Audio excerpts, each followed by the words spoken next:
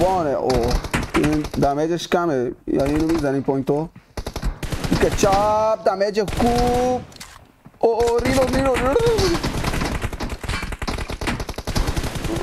یا خدا چی ریچ سوپر ام گاد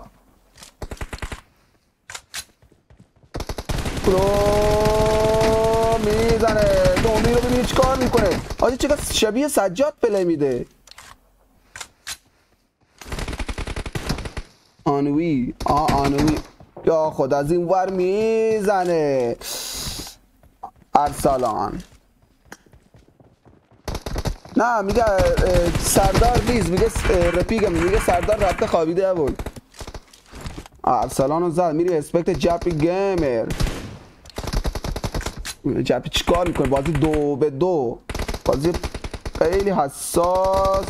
کلوز میزنه جپی گیمر. از اون طرف ارسلان وانه راش میده. اونی نمیدونه اونی اوبی چیز آنوی چیکار میکنه؟ پیستول کشیده. جپی مرد یا تو سر ما اونجا داشتیم نگاه میکنه. کلوز پیکا چام میزنه. پوینت دومه میگیره یا نه؟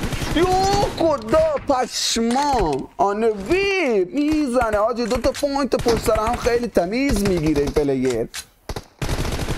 اوه چه پیک راست. یا پشمام حاجی، جای حرفی جای گفتن ندارم حاجی. خیلی بد میزنه آنوی، خیلی بد میزنه حاجی. پیک چپش خیلی خوبه. اوه حاجی داره درو میکنه حاجی، حاجی داره درو میکنه. جپی تو بشین عقب بزین بازی آنوی رو نگاه کنیم. خیلی بد میزنه حاجی.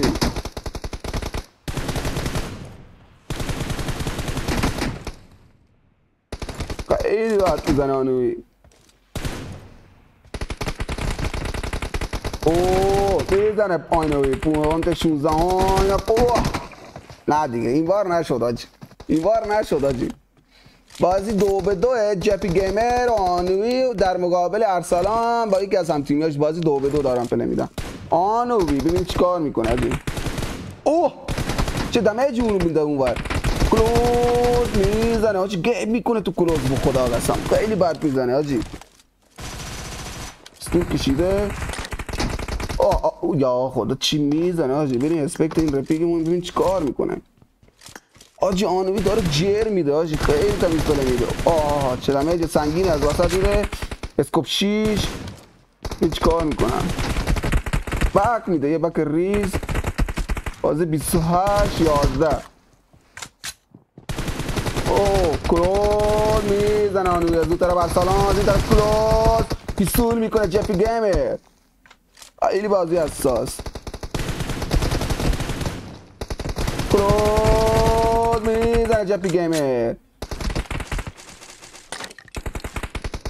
اوه آنوی چه کاوری میده به جپی گیمر. از اون طرف میخواست راشش کنه. اوه آنوی میزنه. هیلش کمه. ببینید پوینت اینا میزنه.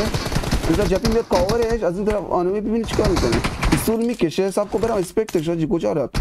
کلوز پیستول میکشه بک. اوه حاجی دو طرفش کردن پشمام. حاجی خیلی تمیز پلی میده. خدایش بازیش خیلی خفنه. هر کی هست یا سجاد وین این داره پلی میده یا پارسا. حاجی بان شد. اوه ریپلکس رو نگاه کن حاجی پشمام. وقتی میگن ام گاد ریچ خوب حاجی یعنی این.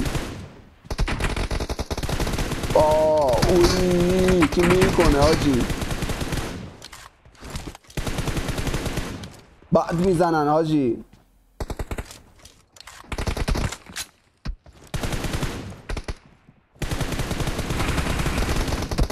اوه چه دمیجی میده بانوی. کلوز میده از این طرف. اوه گیجش میکنه با جامپ از این طرف اون طرف میزنه.